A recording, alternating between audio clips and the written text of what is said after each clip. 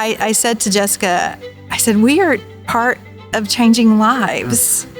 And it kind of hit me in a different way, I think, than it ever has. Welcome to Classical Etc., coming to you from the Memoria National Conference. Welcome to Classical Etc. We're here at the Memoria National Conference, and I'm here with Angel Pregont from Highlands, Nashville. Thanks for being with us. Thanks so much. So we're going to talk about your experience at the conference and your school a little bit, but what are you reading? I'm reading Middlemarch. By George Eliot? That's right. That's a big book. It's a 2-inch thick book, and I'm 1 inch into it. So when did you start this book? May.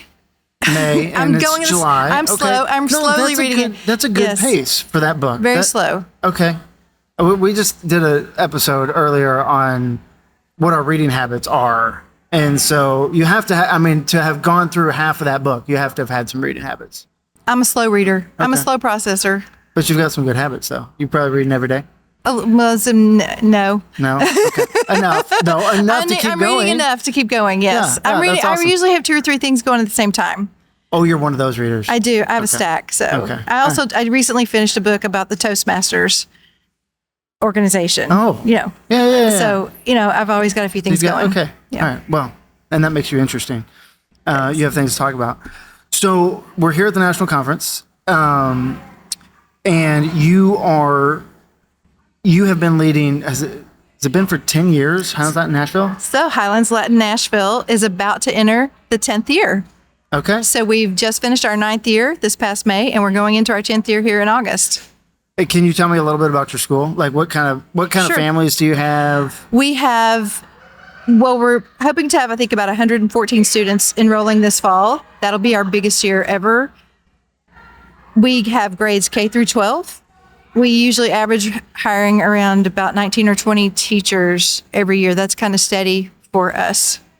And when you say hiring 19 or 20 teachers, meaning that's the size of your teacher body every year. You're not having to hire 19, 20 new teachers every year, are you? Correct. We do not hire 19 new teachers every year. Okay, that felt like a lot if you were.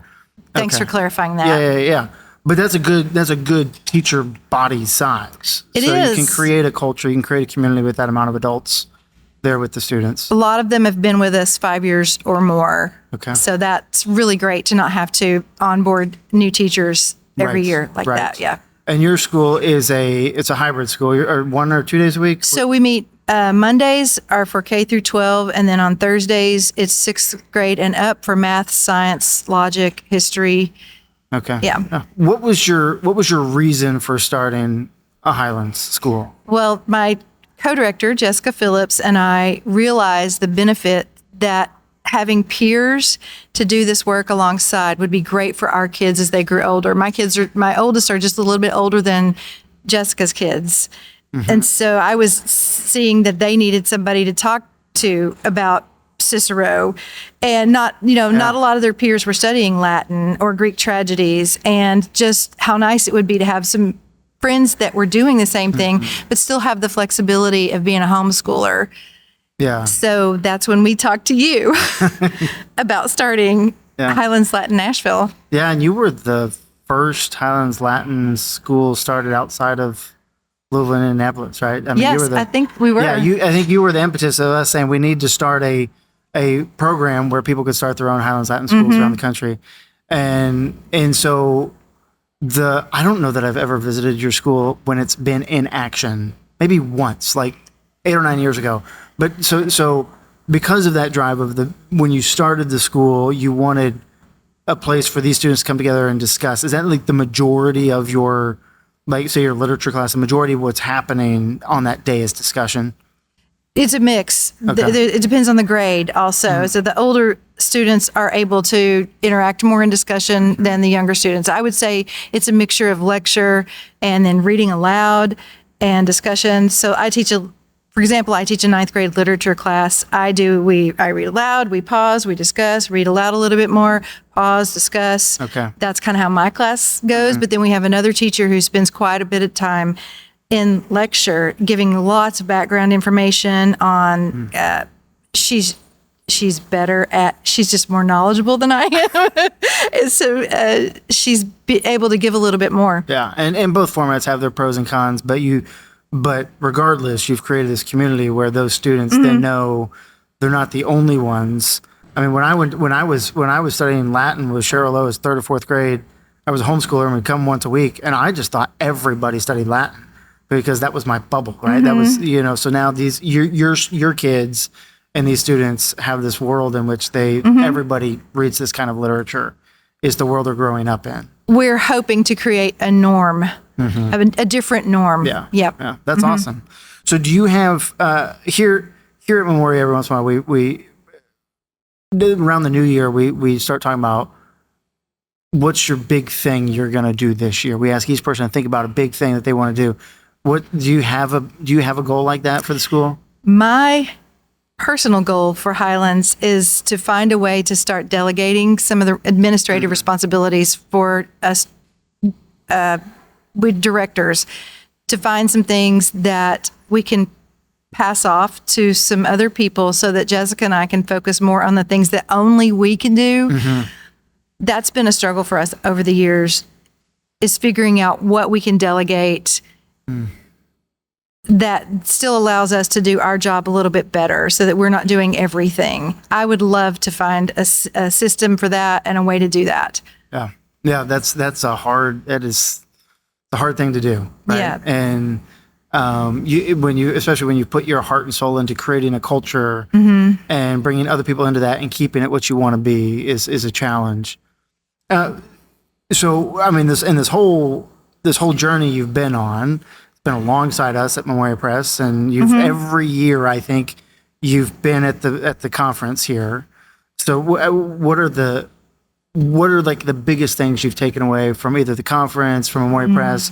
Where is the value for you in kind of being part of this community? From coming here every year, so I think it can be a little bit lonely in being a classical Christian educator. I don't have a lot of friends on my street who are reading the things I'm reading. Yeah.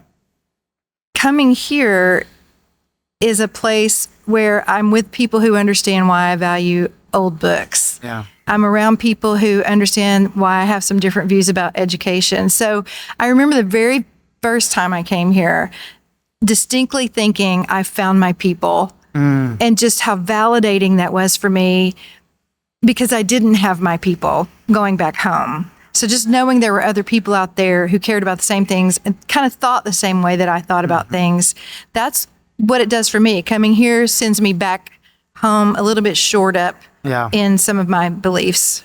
That's awesome. If you had to give one piece of advice to somebody who wants to do the same thing you're doing, or is in the middle of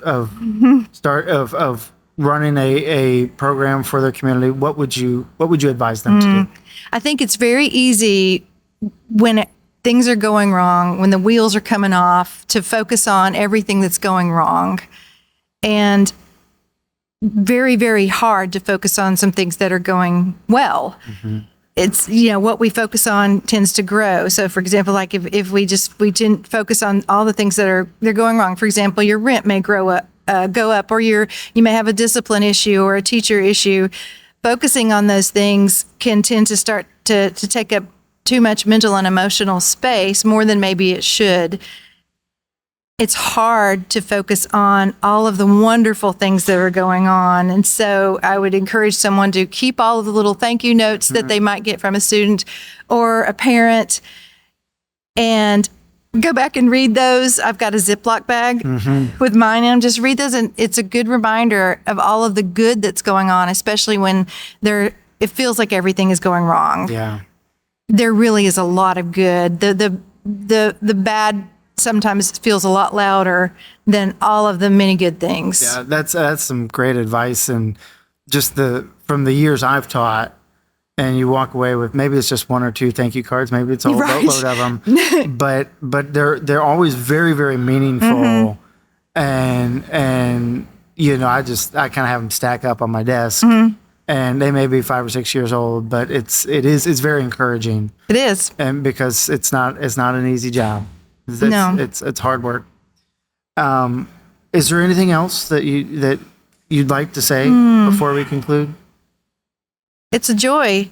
At the end of this past year, some of the notes I got I'll cry. Some of the notes that I got from students in particular really made me, I said to Jessica, we are part of changing lives. And it kind of hit me in a different way, I think, than it ever has. Maybe it's because I'm teaching older students and they were better able to articulate some things that they'd been going through in the school year. She showed me some of her thank you notes from older students too, but I really felt like we're actually impacting lives, and these students will look back and remember some of these things. It was just very humbling. They will, and I think for those that are teaching younger students too, I think you're right. They can't express it, but in some ways it can be more powerful because you're already setting them on a trajectory when they're young and they don't even realize it, right? And the good that you're giving them and the way they see the world. And so whether somebody's teaching young kids or older kids, you can very much impact their lives forever. And it's a beautiful thing. And I think 10 years, do you already have graduates coming back? If not, you will soon. As substitutes, sometimes if they're home from college. If we start before a lot of them go to college, we're actually going to use a college student in the fall. We already need her. Yeah. So she's going to teach fourth form Latin for us. Yeah. It's amazing. I love it. Some of Jessica's kids and my kids have already been substitutes for us at various times. Yeah. It's amazing. They come to graduation ceremonies if they're in town and reconnect with their teachers, reconnect with some of the younger students. Sometimes they'll show up at school on site during lunchtime and just pop in. That's nice. Yeah, it is. I mean, you're creating that, not just we come here, we get some academics, we leave, but really it's become a community. Beautiful. One of the things I think that the curriculum actually helps with, so we have all of our students in 6th grade memorize Horatius at the Bridge. So they join our Horatius Society. We make a big deal about it. When they end up reciting many, many stanzas in front of the whole lunchroom, just to show off, not the whole thing, but just to show off. And I'll look around the room and I'll see all these students who've already done it, and they're sitting there mouthing along with it. And I love that. Yeah. And so one thing I really do like about the curriculum is that the consistency that it has, that these younger students joining the ranks of the older students, there's a thread there. There's a camaraderie there. It's the same thing with the Divine Comedy. Our students memorize the first canto. And we often have lunchroom recitations where people get up and show off their stuff that they've memorized. You see the other people who've done it are very dialed in, watching, going through it. The mouths are moving. They're proud of what they've done, and they've seen other younger students are watching older students do it, and they know their turn is coming. And I love that. That's beautiful. I mean, that makes me just think of, Churchill was known for getting up and reciting Horatius at dinner parties, and you're already creating that in the lunchroom. Thank you for joining us, and we'll see you next time. Thanks for joining us today on Classical Etc. by Memoria Press. If you like what you heard, please like, subscribe, or share this episode or comment. We love to hear your questions and your comments. If you want to learn more about Memoria Press, please go to memoriapress.com. This has been Classical Etc. We're so glad you joined us, and we'll see you next time.